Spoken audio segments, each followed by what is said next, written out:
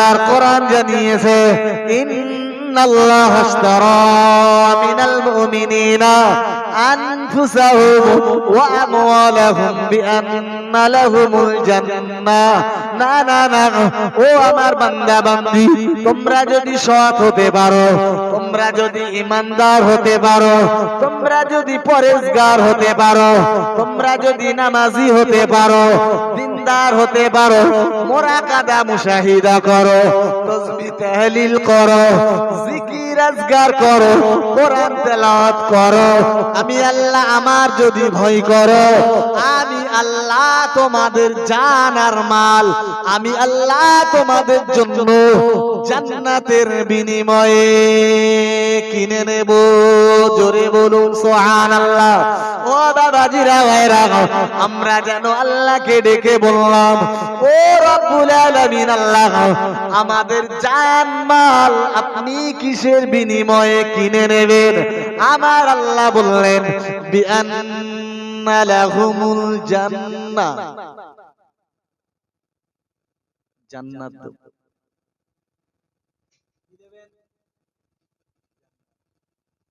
আর এই জান্নাতের আশাই তো সবকিছু। এখানে কিসের জন্য বসছেন? উদ্দেশ্য কি? দুটো যদি দিন শরীয়তের কথা শুনি তো আল্লাহ হয়তো এটা কবুল করে জান্নাতে ঢুকিয়ে দেবে। আর আমরা বসেছি জি জলসার শেষে যদি মৃত মানুষ যারা মারা গেছেন, যাদের উদ্দেশ্যে সাবরে সানি, তাদের জন্য হাত তুলবো, তারা কবরে শান্তি পাবে। আপনিও মারা যাবেন, আপনার পরিবার, আপনার আত্মীয় স্বজন যারাই থাকবে, আপনার সাবরে সানির জন্য হয়তো একটা মিলাদের আয়োজন করবে। আমাদের আশা কিসের? জীবিত হন বা মৃত, জান্নাত জান্নাত জান্নাত। ও সোনা মানিকেরা, হাজিরিনে মজলিস, ভুল বুঝবেন না। বর্তমান যুগ সন্ধিক্ষণে দেখতে পাওয়া যায় মানুষেরা একদিকে নামাজ পড়ছে, অপরদিকে তাসের আড্ডায় বসে পড়ছে, একদিকে রোজা রাখছে, অপরদিকে তারা সুদের মালের সাথে জড়িয়ে পড়ছে, একদিকে দান খয়রাত করছে, অপরদিকে এতিমের মাল জবরদখল করছে। না না না, কেউ বা মদের সাথে, ও আল্লাহর বান্দা, কেউ বা জেনার সাথে, কেউ বা ব্যভিচারীর সাথে, আবার কেউ বা লটারির টিকিট কেটে রাতারাতি বড় লোক হওয়ার আশায়। শুধু তাই নয় গো বাবা, প্রচুর পরিমাণে মেয়েরা রয়েছে যারা গ্রুপ লোনের সাথে যুক্ত কিংবা বন্ধনে।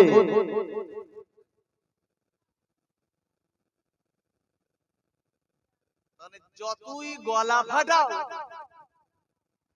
এ সমাজের উপকার হবে না। যদি বলেন কেন, তাহলে ওয়াজ করছেন কেন? করতে হবে। যত দ্রুত অধঃপতনে যেত, কিছু মানুষের মনে তো আল্লাহর ভয় আজও আছে, না নেই? এ নসিহত কাদের জন্য? আল্লাহ নিজেই কোরআনে বললেন, উলাইকা আলা হুদাম মির রাব্বিহিম ওয়া উলাইকা হুমুল মুফলিহুন। এই নসিহত তো মুত্তাকিন পরহেজগারদের জন্য, তারাই তো সফলতা পাবে। কারা? যারা পরহেজগার, যাদের মনে ভয় আছে। আপনি জানেন না দেশের পরিস্থিতি কত বাজে জায়গায়। আমরা রাত্রে চলি, আমাদের চোখে অনেক কিছু পড়ে, সেসব কথা এ মাইকে লাউড স্পিকারে বলা সম্ভব না। দেশের পরিস্থিতি, গ্রামের পরিস্থিতি কত বাজে জায়গায়। রাত 2টোর সময় নারী পুরুষ এক জায়গায় দাঁড়িয়ে, এক জায়গায় বসে। হ্যাঁ, আমি বেশি ডিসকাস করছি না, শুধু এতটুকুন বললাম, পরিবেশ খুব খারাপ জায়গায়। ও আল্লাহর বান্দা মনে রাখুন, যে কথা বলতে যে আমি এতটা দূর চলে এলাম, দয়ার নবী মুহাম্মদুর রাসূলুল্লাহ সাল্লাল্লাহু আলাইহি ওয়াসাল্লামের প্রাণ প্রিয় সাহাবী হযরত আবু বকরের কথা বলছিলাম। হযরত আবু বকর সবাই বাড়িতে ফিরে গেছেন, এবার তিনি মসজিদ নববীতে নামাজের জন্য দাঁড়িয়ে পড়লেন। ও সোনা মানিকেরা, ও গো যুবকেরা, জওয়ানেরা, ও ছেলেরা, বাচ্চারা, ভুল বুঝবেন না, বেয়াদবি নেবেন না, আমি বিস্তার বিবরণের অবকাশ পাবো না। আল্লাহ পাকের নবী সাহাবী হযরত আবু বকর কোরআন তেলাওয়াত শুরু করেছেন। মিডনাইট পেরিয়ে গেল, মধ্যরাত অতিবাহিত হলো, না না না, হযরত আবু বকরের নামাজ শেষ হয় না। কোরআন শরীফের যে জায়গাগুলোতে আল্লাহর কঠিন ও জাহান্নামের বর্ণনা রয়েছে, যে জায়গাগুলোতে কোরআনের আল্লাহর দয়ার জান্নাতের বিবরণ এসেছে, ও বাবাজিরা ভাইরা, ওই জায়গাগুলো হযরত আবু বকর যখন তেলাওয়াত করেন, জান্নাতের সুখবরে আবু বকরের মনের ভিতরে উৎফুল্ল ভাব এসে যায়, অত্যন্ত আপ্লুত হয়ে পড়ে। না না না না না, সময় পেরিয়ে যায়, হযরত আবু বকর নামাজ ছেড়ে দেন না। ও বাবাজিরা ভাইরা, এক রাকাত নামাজ হয়ে গেল, হযরত আবু বকর আবারও উঠে দাঁড়ালেন, কোরআন তেলাওয়াত করলেন। এবার জাহান্নামের বিবরণ সামনে এলো, হযরত আবু বকর রোনাজারি শুরু করে দিলেন। আল্লাহর কঠিন ও জাহান্নামের ভয়ে হযরত আবু বকরের চোখের কোনা দিয়ে পানির টুসা জমিনে গড়িয়ে গেল। ও বাবাজিরা ভাইরা, এদিকে সুবে সাদেক হয়ে গেল, ফজরের সময় হয়ে গেল। হযরত বেলাল রাদিয়াল্লাহু তাআলা আনহু হুজুর আমার মসজিদে নববীতে আযান দিতে আসবেন, হঠাৎ তার কানে আবু বকরের কান্নার আওয়াজটা পৌঁছে গেল।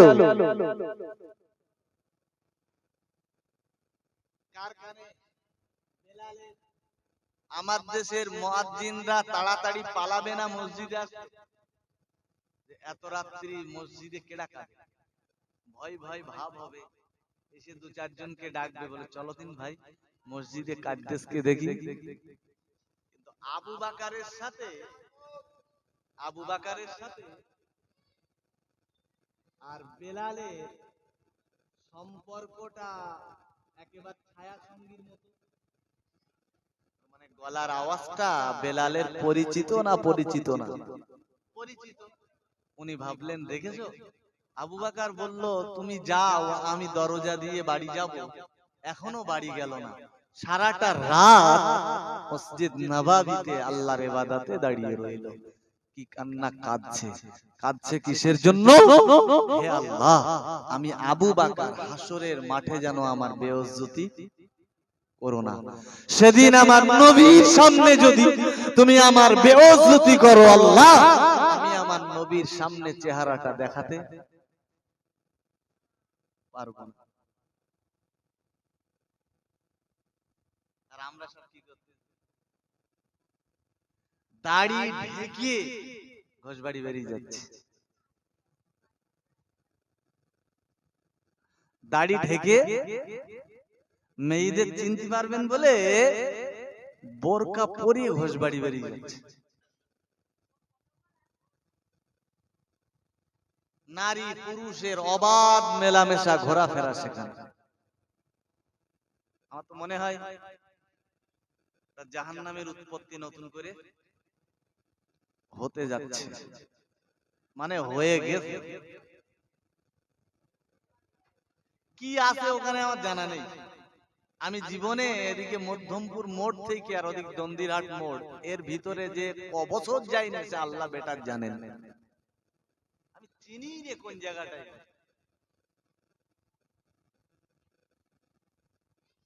আল্লাহু আকবার। আল্লাহ এ জাতিকে হেফাজত করেন, বলুন আমিন। ওগো আল্লাহর বান্দা মনে রাখুন, ভুল বুঝবেন না, আমি বিস্তার বিবরণ দেব না। হাজিরিনে মজলিস, মহান আল্লাহ জানিয়েছেন, ও আমার বান্দা বান্দিরা, অবশ্যই মনে রাখো, তোমরা যদি সৎ আমল করো আমি তোমাদের উপরে খুশি হয়ে যাব এবং তোমাদের জন্য আমার দয়ার জান্নাত আমি বিলিয়ে দেব।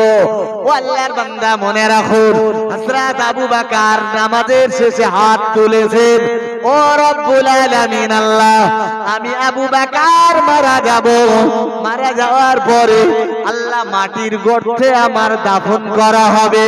ও বাবাজিরা ভাইরা, হযরত আবু বকর বললেন, আল্লাহ মাটির গর্তে আমার দাফন করা হবে না, না না না না, আল্লাহ আমার আযাবে কবর থেকে নাজাত দিও, আলামে বারযাখের কষ্ট থেকে আমায় হেফাজত করো। ও বাবাজিরা ভাইরা, হযরত আবু বকর বললেন, আল্লাহ কাল কিয়ামতে মাঠে ময়দানে মাশারে কঠিন মুসিবতের সময় সূর্য যেদিন মাথার উপরে এসে দাঁড়াবে, গোটা পৃথিবীটা পুড়ে তামা হয়ে যাবে। না না না, মানুষেরা সব ঘামের সাগরে হাবুডুবু খাবে, কেউ বা হাঁটু পর্যন্ত ঘামের ভিতরে, কেউ বা কোমর পর্যন্ত ঘামের ভিতরে, কেউ বা সিনা পর্যন্ত ঘামের ভিতরে, কেউ বা আবার ঘামের সাগরে ডুবে যাবার উপক্রম। ও আল্লাহর বান্দা বান্দি মনে রাখো, দয়াল নবী মুহাম্মদুর রাসূলুল্লাহ সাল্লাল্লাহু আলাইহি ওয়াসাল্লামের প্রাণ প্রিয় সাহাবী, মুসলিম জাহানের প্রথম খলিফা হযরত আবু বকর বললেন, আল্লাহ ওই দিনে তোমার নবীর পতাকা তলে আমি আবু বকর আমার একটু জায়গা করে দিও।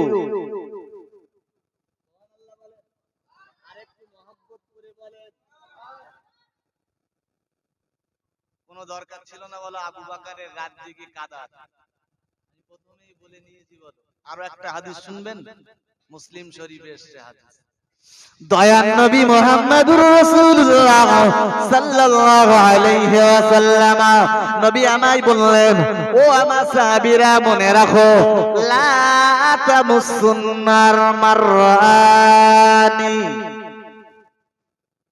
আল্লাহর কঠিন জাহান্নামের আগুন তাদের স্পর্শ করবে না যারা আমি রাসূলুল্লাহ ঈমানি হালাতে আমায় দেখেছে। আবু বকর দেখেছিলেন না দেখেন? তিনি তো সর্বপ্রথম নবীর হাতে কলেমা পড়ে মুসলমান হয়েছেন।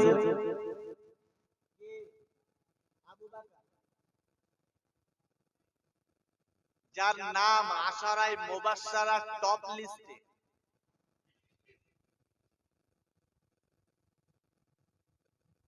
বিশ্বাস করেন আমি বার্গেনিং করতে বসিনি, আমার সময় খুব অল্প, আমি ঘন্টা দেড়েক থাকবো আপনাদের কাছে। একদম কোরআন হাদিস দিয়ে যে মেসেজ আমি আপনাকে দিতে চাইছি সেটা হচ্ছে, আল্লাহর হাতেই আমাদের জীবন মরণ। যদি বলেন নেওয়াজ করছেন কেন, আমরা এসেছি তো একজন মানুষের রুহের সাবরেসানির জন্য। কাল তো ফজরের পরে সবাই যখন লেপকাতার ভিতরে ঘুমিয়ে থাকবে, মুয়াজ্জিন আমার আপনার নামটা মসজিদের মাইকে এলান করে বলবে যে সামাদ চাচা আজান বেঁচে নেই, সকলে পড়ুন ইন্না লিল্লাহি ওয়া ইন্না ইলাইহি রাজিউন। আপনি তড়িগড়ি লাফিয়ে উঠে বলবেন, এই তো গত রাতেই একসাথে বসে ওয়াজ শুনে এলাম। এলান হয়ে গেল জোহর বাদ। কারোর ক্ষমতা আছে সামাচ্চাকে তুলে বসানোর?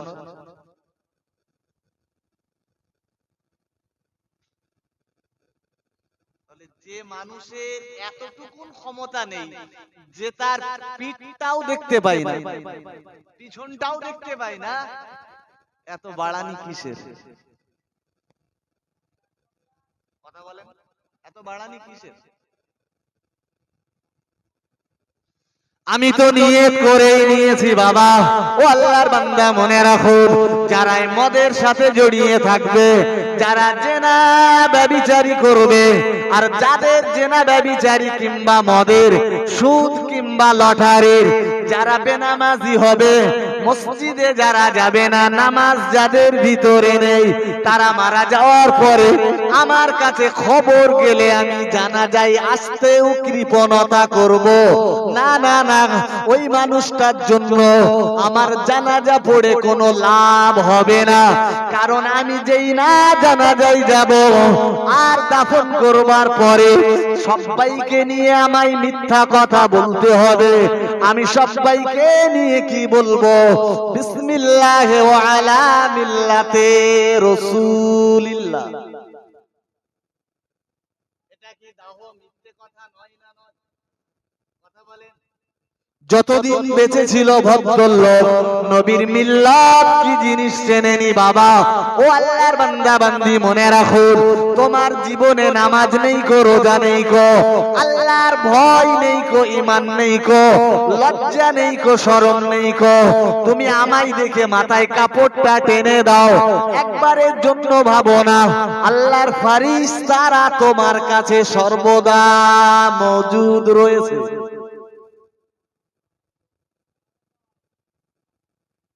কথা ভুল বলছি?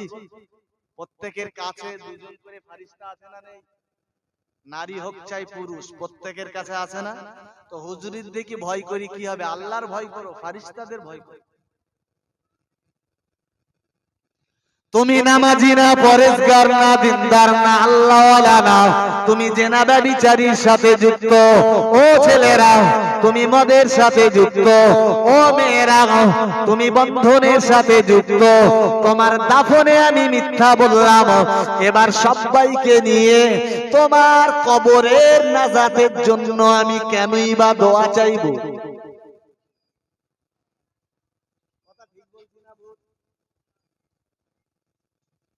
কিসের কিসের? যার নিজের বেঁচে থাকাকালীন একবারও মনে হলো না জাহান্নামের ভয়ের কথা, সে মারা যাওয়ার পরে আমি কেন রিওপেন করব যে আল্লাহ তোমার বান্দা বান্দিকে জাহান্নামের আগুন থেকে বাঁচাও? What are you doing?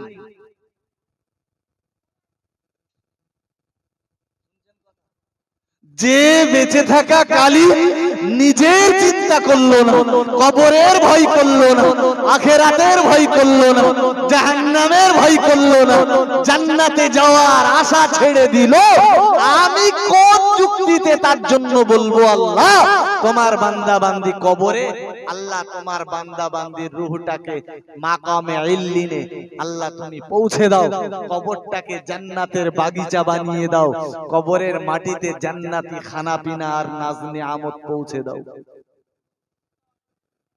কথা শুনছেন আমার? আমি কোন যুক্তিতে বলবো? তার জন্য যদি জানাজা না পড়ালে যদি এরা আমায় ছেড়ে দেয়, দেখ না, দেয় তো মাসে 2000 টাকা, তার মানে কি বছরে 12,000 টাকা, আমার 3টে জলসার টাকা। কটা জলসা? হাওড়াতে একবার যাব, 10-12,000 দিয়ে যাবে, চাইতে হবে না। আমরা যারা অল ইন্ডিয়া সুন্নতুল জামাত করি, আমাদের সংগঠনের বক্তারা চায় না, তো তারপরেও আল্লাহর শুকরিয়া করে বলছি ভালোই দেয়, চাইতে হবে। আপনারা জানেন মেয়ে বিয়ে দেবেন তো, জি, যে ছেলের কোনো দাবি নেই সে আরো বেশি পায়, আর যে দাবি করে আমার গাড়ি দিতে হবে, শ্বশুর জানে ওরা একটা গাড়ি দিয়ে বিদায়। আর আমি বললাম আব্বা আমার কোনো দাবি দেওয়া নেই, আমার জন্য কিছু না, যা দেবে যা কিছু করবে আপনার মেয়ের জন্য করবে। আব্বা দেখলো মেয়েটা সবে একটা খাট দেয়, যাওয়া আসা করবে, সবাই গাড়ি দিচ্ছে, একটা গাড়ি দিই, গরমের সময় একটা ফ্রিজ দিই, তাই না? তার মানে নাচে কম পেলাম না বেশি পেলাম? এরা আমার ছেড়ে দেয় দেখ, আমি সব সময় বলি তুমি ছেড়ে দাও, অসুবিধা কি? রুজির মালিক কি? আল্লাহ। এখানে হবে না, আর এক জায়গায় হবে। যোগ্যতা থাকলে তো হবে, যোগ্যতা না থাকলে তো হবে না। তো এরা আমার খাও রেখে দিতে 16 বছর, এরা যোগ্যতা আছে বলেই রেখে দিতে। তো আমি আমার কথা বলবো না? তুমি আমার সামনে অবলীলায় জিনা করে যাবে আর আমি তোমার জানাজায় দাঁড়িয়ে বলবো আল্লাহ তোমার বান্দিকে ক্ষমা করে দাও? এটা কোন যুক্তিতে?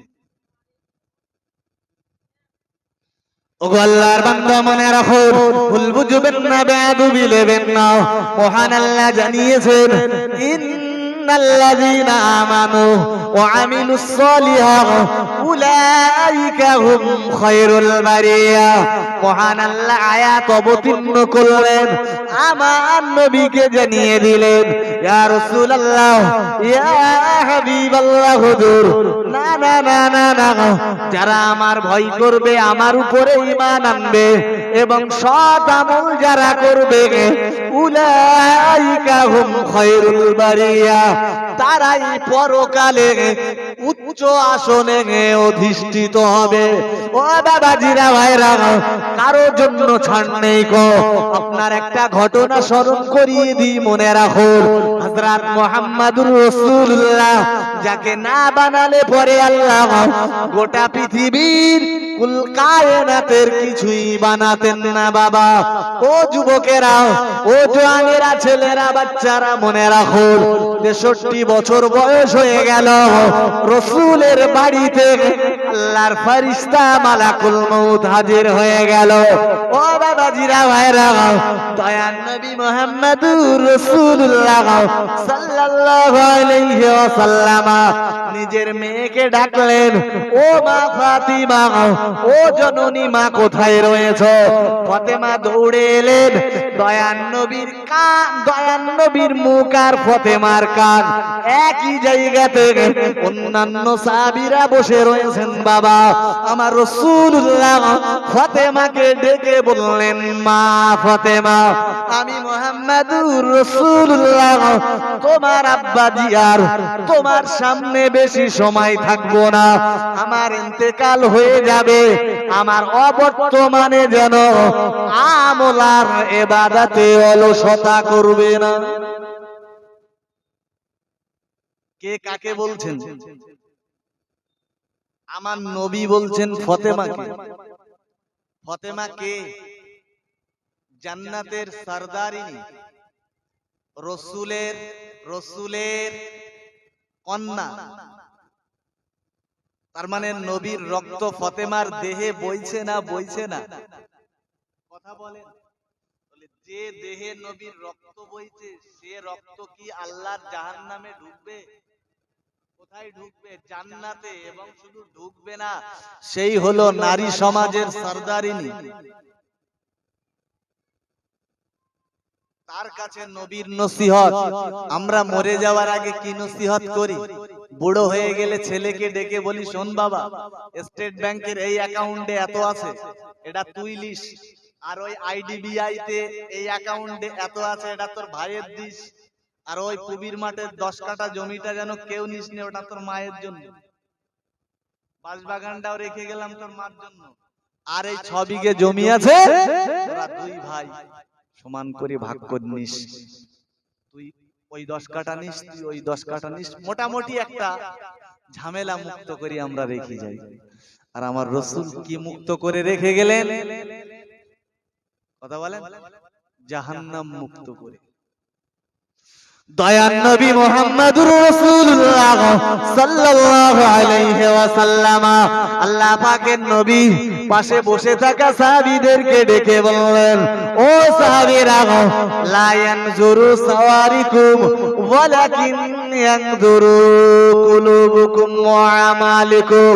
আল্লাহ পাকের নবী বললেন, ও সাহাবীরা, কাল কিয়ামতের মাঠে, ময়দানে মাশারে, মহান আল্লাহ কোন মানুষের চেহারা দেখে বিচার করবেন না, বরং আল্লাহ বিচার করবেন আমল এবং অন্তর দেখে।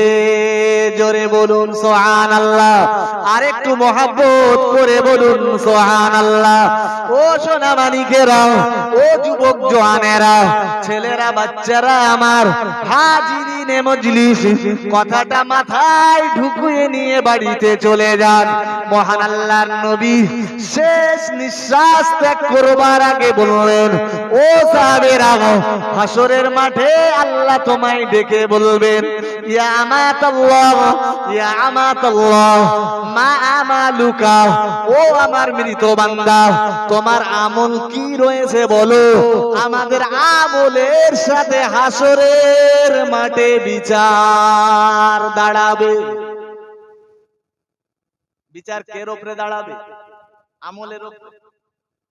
আমল যদি ভালো হয় সম্মান বেশি হবে, আমল যদি খারাপ হয় সম্মান কমে যাবে। কথা ঠিক না ভুল?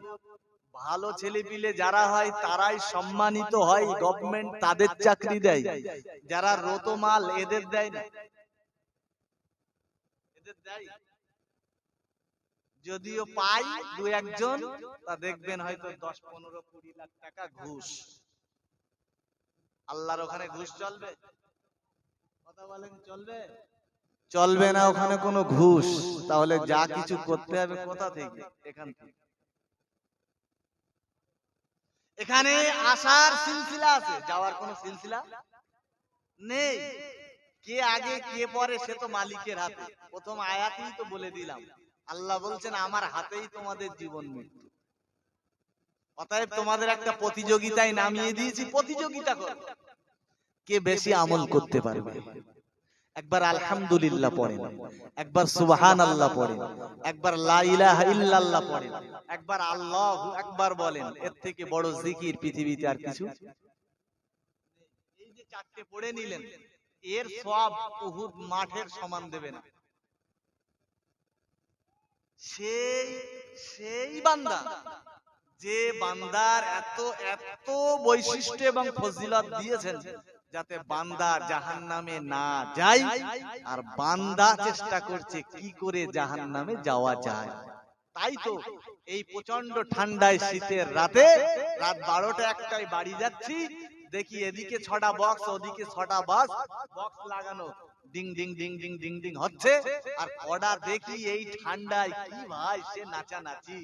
আমি যাচ্ছি আর ভাবতেছি যে এরা আজকে 2-1 ছোটা টেনিস।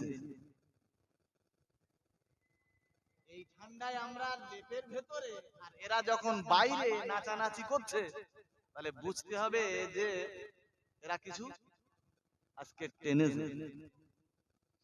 দয়ার নবী মুহাম্মদুর রাসূলুল্লাহ সাল্লাল্লাহু আলাইহি ওয়াসাল্লাম, আল্লাহ পাকের নবী বললেন, ও সাহাবীরা মনে রাখো আমি তোমাদের নবী, তোমাদের নেতা মুহাম্মদুর রাসূলুল্লাহ সাল্লাল্লাহু আলাইহি ওয়াসাল্লাম বলছি, তোমরা আমল করে কবরে যাবে, কারণ কিয়ামতের দিনে আল্লাহ তোমাদের আমল সম্পর্কে জিজ্ঞাসা করবে।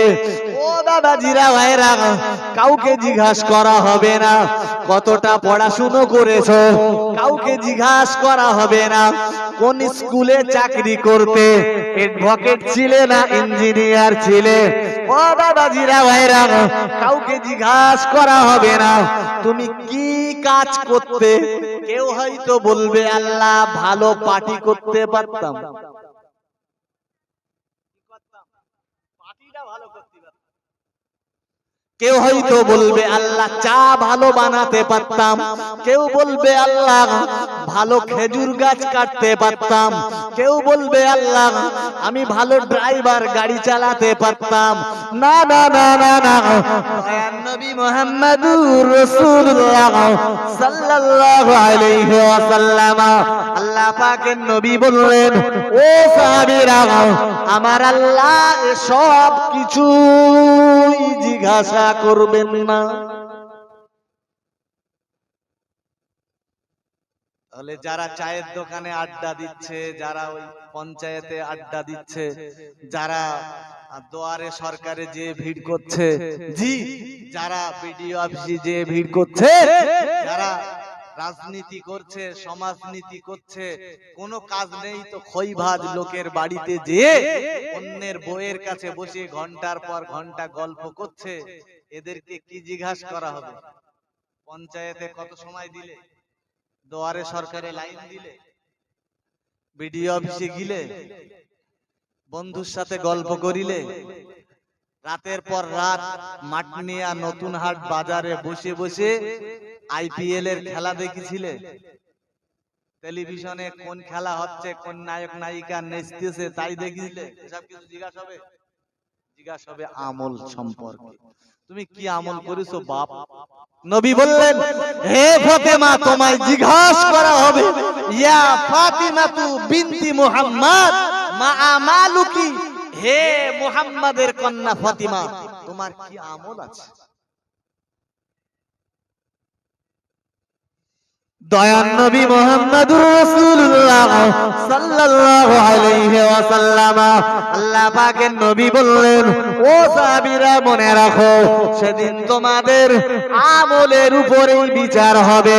অতএব আমি রাসূলুল্লাহ তোমাদের মাঝে আর বেশি সময় থাকবো না। খবরদার, আমার বিদায়ের পরে, আমি চলে যাওয়ার পরে, পৃথিবী ছেড়ে বিদায় নেওয়ার পরে তোমরা যেন আমল ইবাদতে অলসতা করবে না। ও বাবাজিরা, ভাইরা, নবী আরো বললেন, সেদিন তোমাদের চেহারার সাথে বিচার করা হবে না, তোমাদের বংশ মর্যাদা দেখা হবে না।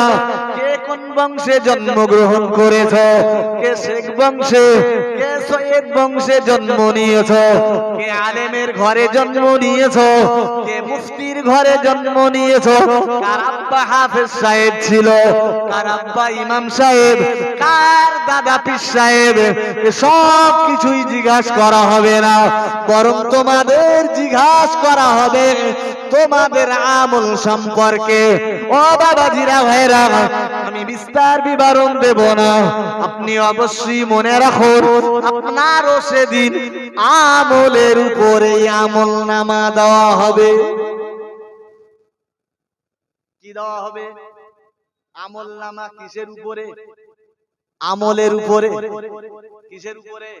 আমলের উপরে। আমল যদি ভালো হয়, আমল নামা দেওয়া হবে কোন হাতে? ডান হাতে। আমল যদি খারাপ হয়, আমল নামা দেওয়া হবে কোন হাতে? বাম হাতে। একেবারে পরিষ্কার সূর্যের আলোর মতো জ্বলন্ত কথা, জি, যার ভিতরে সন্দেহের কোনো অবকাশ নেই। কথা ঠিক কি না? বক্তা এসে গেছে, আমি ছাড়বো ভাই, তাই যদি হতো হযরত বেলাল, যার দেখতে অত্যন্ত খারাপ, দেখতে ভালো না, কথা শুনছেন আমার?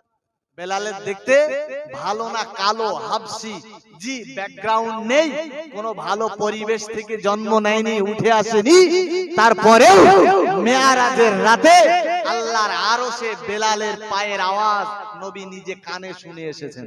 সুবহানাল্লাহ বলেন। নবী তো অবাক রীতিমতো।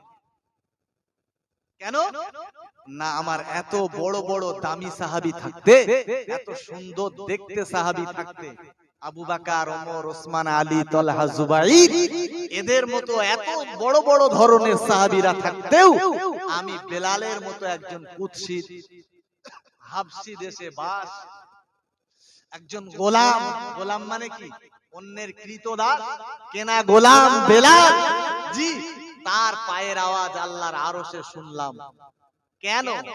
বাট হয় তিনি পৃথিবীতে নেমে এসে বেলালকে ডেকে বললেন, বেলাল, একটা কথা জিজ্ঞাসা করব। বলে, কি কথা? বলে, তুমি কি আমল করো বাবা? কেন ইয়া রাসূলুল্লাহ? আমি যা আমল করি সে তো আমার আল্লাহ খুব ভালো খবর রাখেন, আর আপনার সঙ্গে আমার সম্পর্ক মানে আপনিও কিছুটা খবর রাখেন আমি কি করি না করি। ইয়া রাসূলুল্লাহ, তো আপনি যখন জিজ্ঞাসা করেছেন, আমল বলতে আমার একটা জানা আছে, সেটা হলো আমি যতবার উযু করতাম, উযুর পরে আমি তাহিয়াতুল উযুর নামাজ পড়ে নিতাম। সুবহানাল্লাহ বলে। আর আমার দেশে কি ভাইরাস এইছে বাপ, শুক্রবার হলি 2 রাকাত নামাজ পড়ি সব বাড়ি। তাহিয়াতুল উযু আমরা শুধু জুমার দিনে পড়ি, আর বেলাল তো মসজিদ নববীর মুয়াজ্জিন, 5 ওয়াক্ত আযান দিতেন। তিনি বলছেন, আমি যতবার উযু করতাম মসজিদে ঢুকেই আগে 2 রাকাত কি পড়ে নিতাম? তাহিয়াতুল উযুর নামাজ পড়ে নিতাম। আল্লাহ বেলালের আমলকে কবুল করে তার পায়ের খসখস শব্দ আল্লাহর আরশে নবীর কানে আল্লাহ শুনিয়ে দিয়েছেন। বলুন সুবহানাল্লাহ। ভাষাগত ত্রুটির জন্য ক্ষমা চাইছি, আমার জন্য দোয়া করুন। আমি আপনাদের জন্য দোয়া করি আল্লাহ সকলকে আমলে কায়েম রাখেন, বলেন আমিন। দেখুন শেষ কথা, কুল্লু বানি আদামা খাত্তাউন, প্রত্যেকটা আদম সন্তান পাপিষ্ঠ। নবী বললেন অখায়রুল খাত্তাইনা তাওয়াবুন, আর ওই পাপীদের ভিতরে যারা তওবা করে তারাই হলো উৎকৃষ্ট, উত্তম। জোরে বলুন সুবহানাল্লাহ। আমরা মানুষ দোষে গুণেই তৈরি, আমরা পাপিষ্ঠ, পাপ করে করে আমাদের দিল কালো হয়ে গেছে। জি, তওবা করুন, চেষ্টা করুন পাপ থেকে ফিরে আসার, দেখবেন আল্লাহর কাছে আপনি হয়তো মনোনীত বান্দা হয়ে যাবেন। তাই সবাই তওবা করুন, চেষ্টা করুন, যতদিন বাঁচবো অন্তত গুনাহ থেকে দূরে থাকবো।